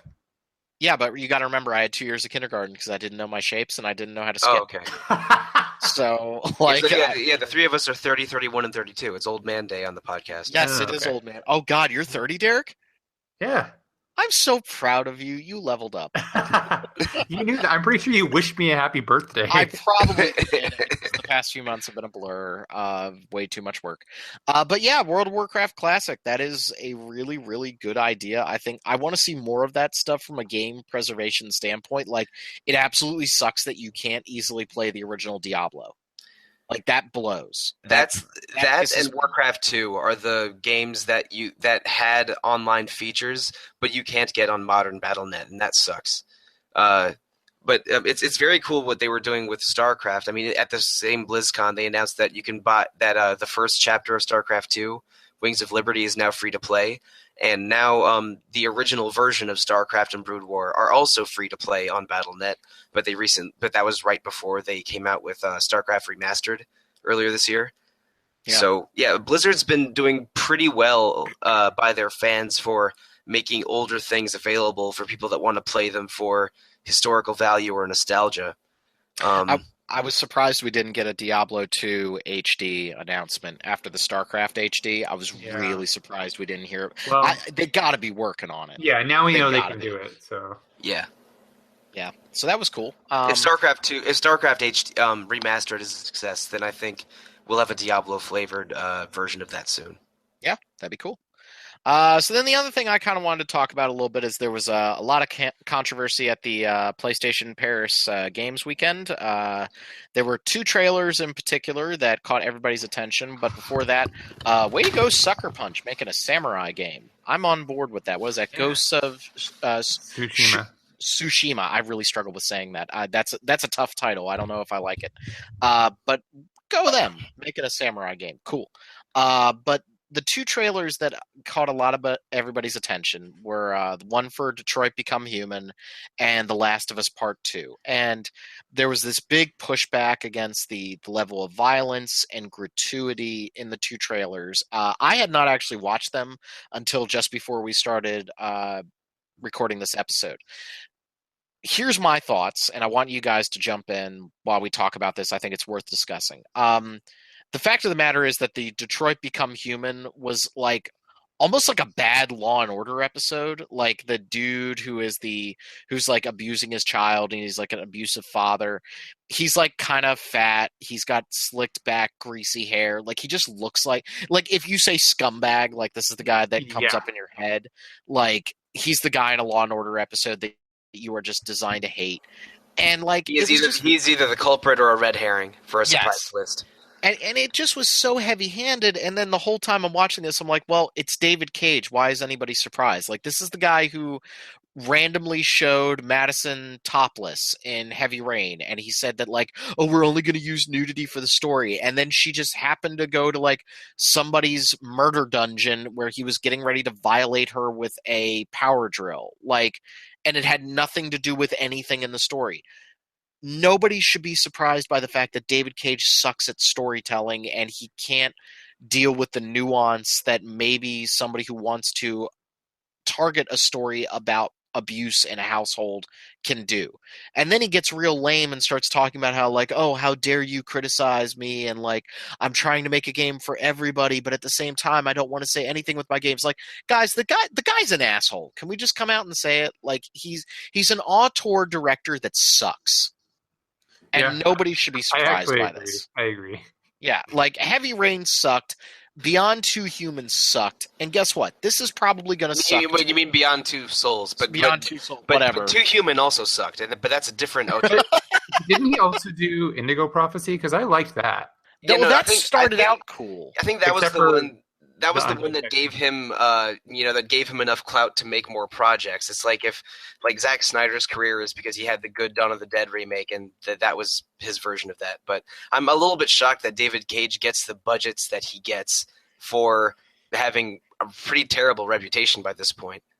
Yeah, and like there was the whole controversy over the fact that hackers got into Ellen Page's model in Beyond Two Souls, and the fact that she was a fully featured model with like breasts and nipples, even though you never see them in the actual game. So it's like, well, why were you doing that if you weren't planning on using it? And there was that whole kerfluffle. But the fact of the matter is, dumb kerfuffle. Wow. Well, it was dumb because, like, why did he model that if he was never going to use it in the game? And then Ellen Page got, I think, understandably angry about that. Like, look, David Cage sucks. Okay, I say that with like all objectivity thrown out the window. I think he sucks.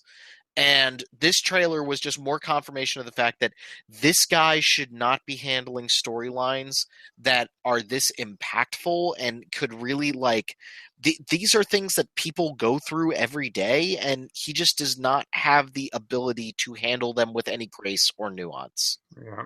He just doesn't. Ain't that the truth? Like, any other thoughts on that one? That, to me, was the cut and dry one. Like, nobody should be surprised that David Cage sucks. Yeah, no, I agree. I mean, it's going to play into, like, the themes in that trailer are what are going to play into the next part of the discussion, I think.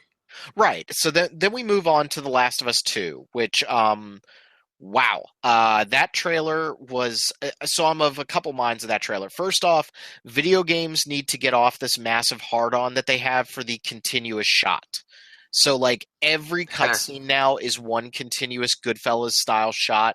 That's all Metal Gear Solid 5 was, and I think that's one of the reasons why that game's cutscenes are so bad, is because they force a continuous shot when it's unnecessary. I actually think The Last of Us 2 trailer does it way, way better, but it's unnecessary. That trailer is really violent and really dark and really disturbing.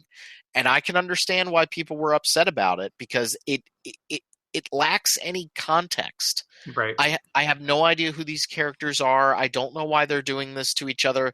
It's like if you just turned on a random episode of The Walking Dead and people were just beating the snot out of each other.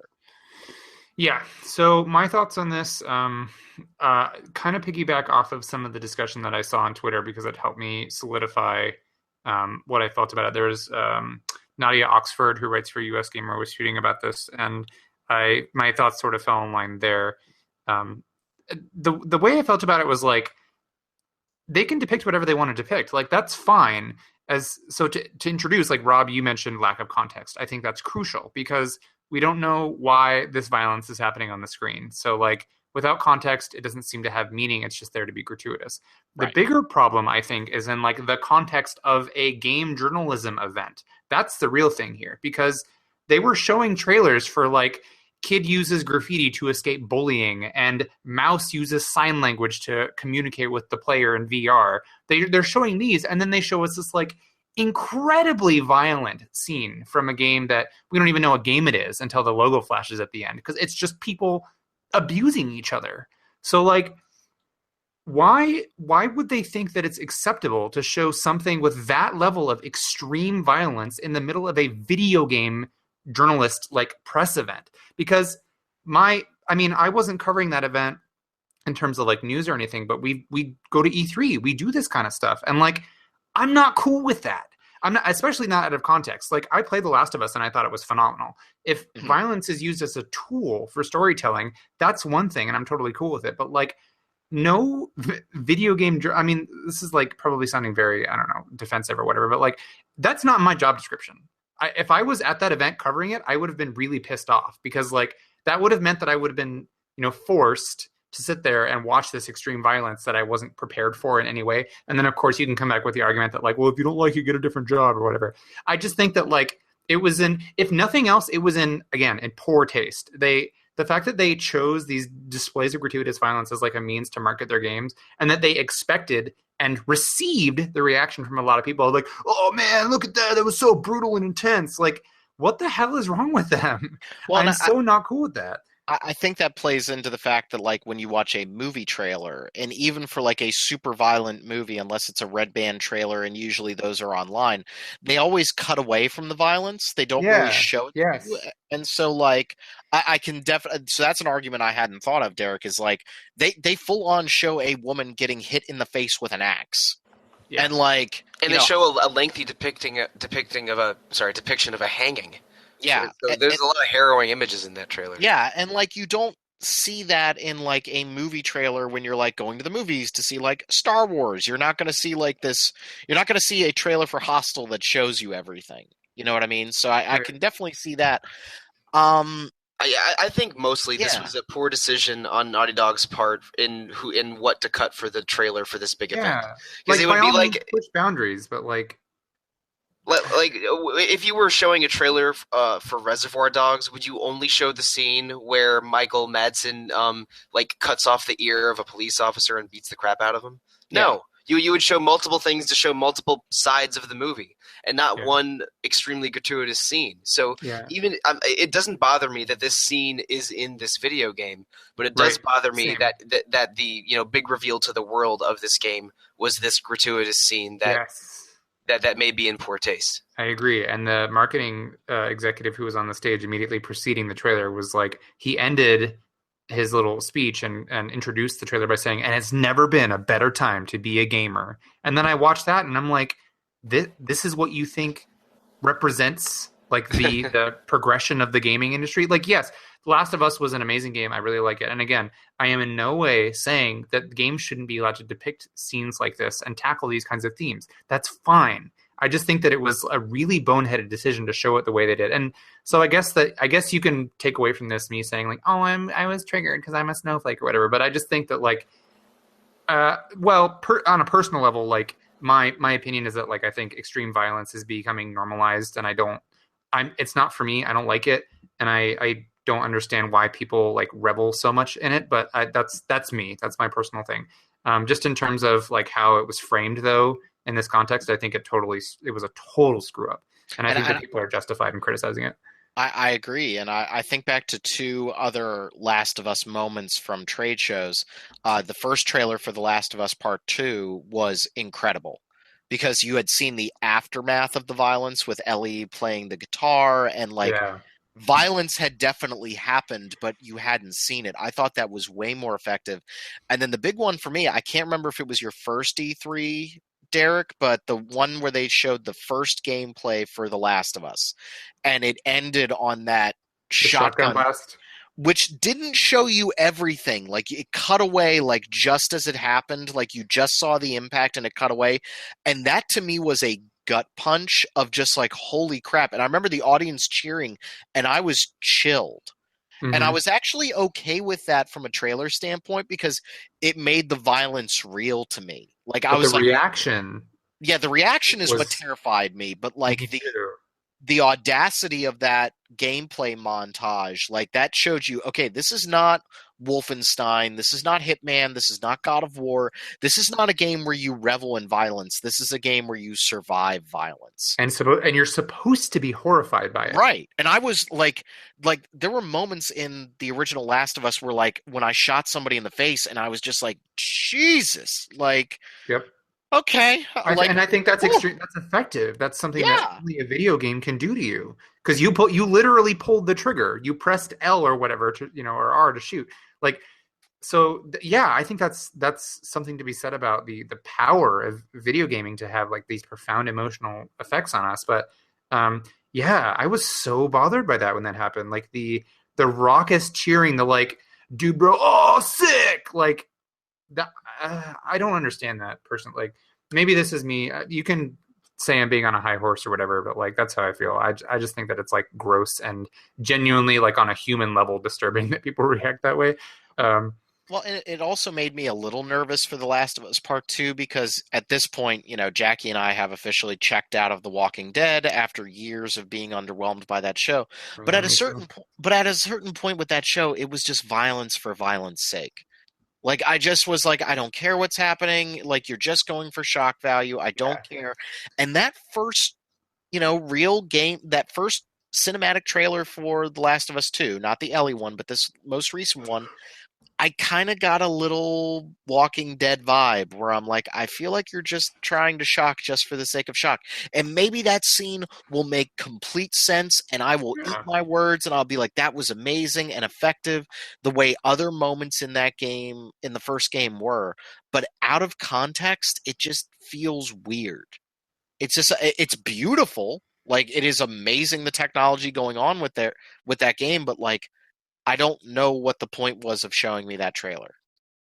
Like, I don't know. Like, that feels like a very effective scene that, like, I would have rather experienced. Like, the violence in Wolfenstein, The New Colossus, there are scenes that are holy crap violence, but in the context of the game, they make sense, and they still hit you like a goddamn gut punch. And they're way more effective than if I saw them in a sizzle reel. Yeah. I mean, I know you've brought up the issue of context before, but for all we know, The Last of Us Part 2 could be excellent, and the violence could be, impactful and well executed in a way that will have us enjoying the game. But in the context of cutting this trailer, I think it was just a poor decision. Yeah. Give me that Shadow of the Colossus remake instead. How about that? Yeah, which right? Wow. Oh man, February. That game still feels special and ahead of its time. Yes, it does. And people were like, "Oh yeah, the controls are still wonky," and I'm like, "Yeah, I wouldn't have it any other way." And this is because I had, I think it's because I had trophy data loaded for the PS3 Shadow of the Colossus remake. I think that was the check that they did, but they gave me a free PS4 Shadow of the Colossus theme at the time of the trailer because they found data on my PSN account for the remake, which is I can't believe I'm going to buy that game for the third time, but I absolutely love it. It's been long enough that I think I want that remake too. Well, I said it back at E3, and I'm going to say it again. That game needs to have more to it. Maybe not New Colossi, but like a making of documentary or something. It can't just be the same game again. That's really going to bum me out. Like, there needs to be. This isn't an up and down remake like the Resident Evil remake. Like, this isn't like new mansion with new scenarios. It's the same. Maybe a Colossus mode where you're trying to shake off the human running up your body. Well, I mean, they toyed around with that in the game's code. That one Glitterberry who like went super deep into Shadow of the Colossus, like looking for stuff. How amazing would it be if what's his face like made 4 new Colossi? Or what if you had to kill Trico? No.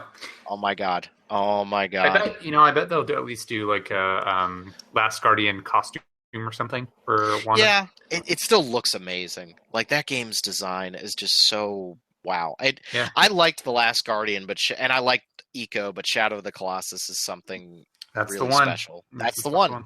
I love all 3 of those games, but Shadow is the best. The middle child is the best.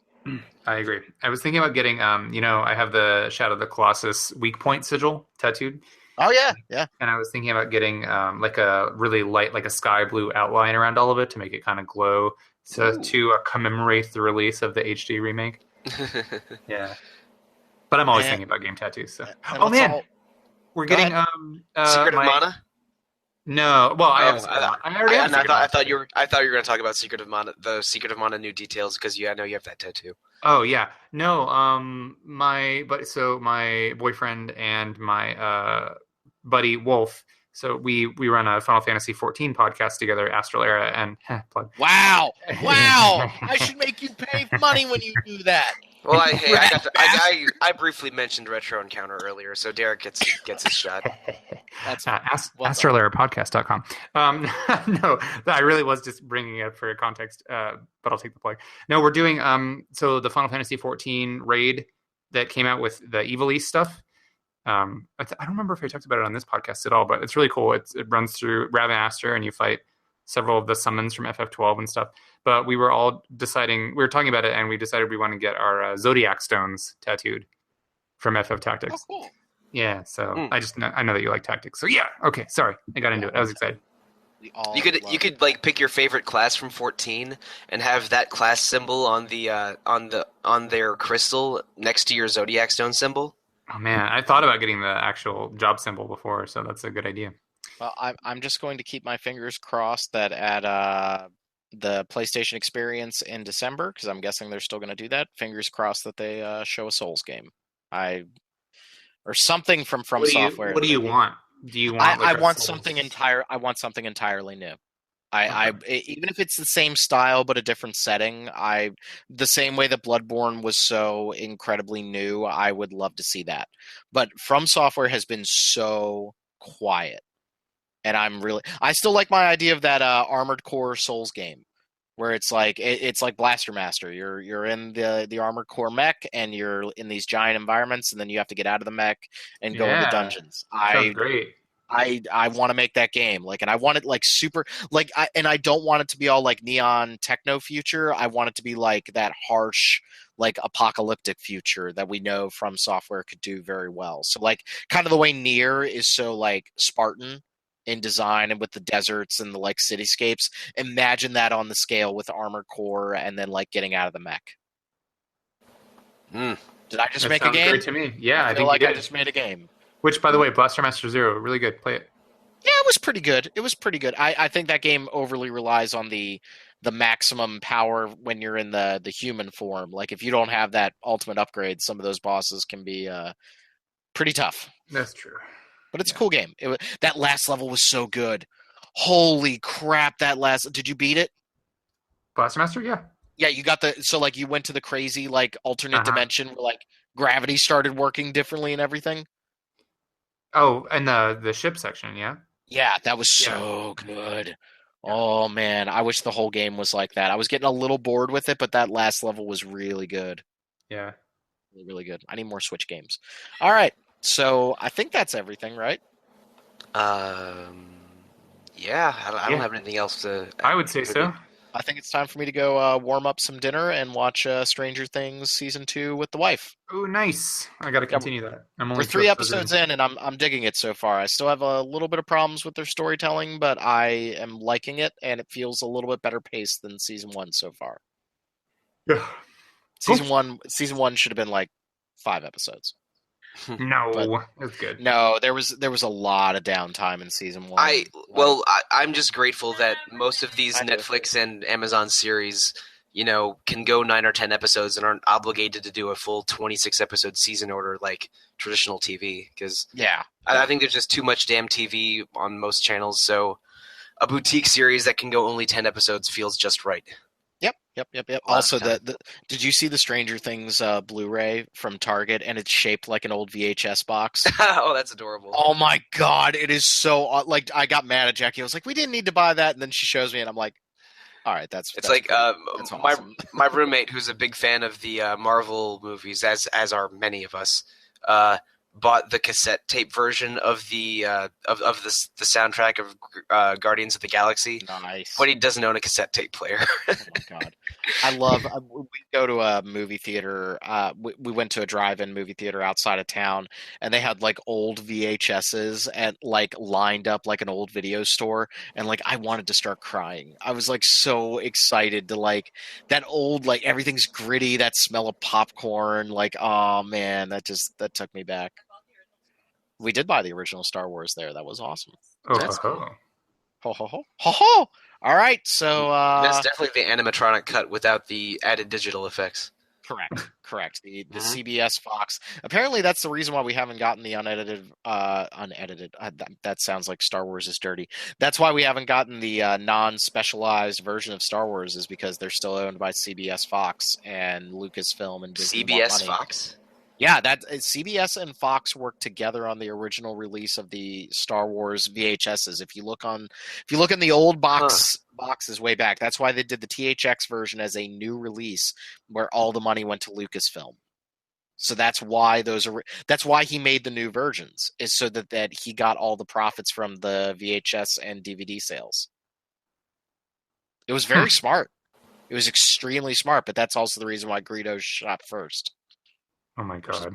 Which is bullshit. We're back on this again. But we could talk about Star Wars all day. All right. So for Derek and Solosi, thank you everybody for listening, and we will see you all later.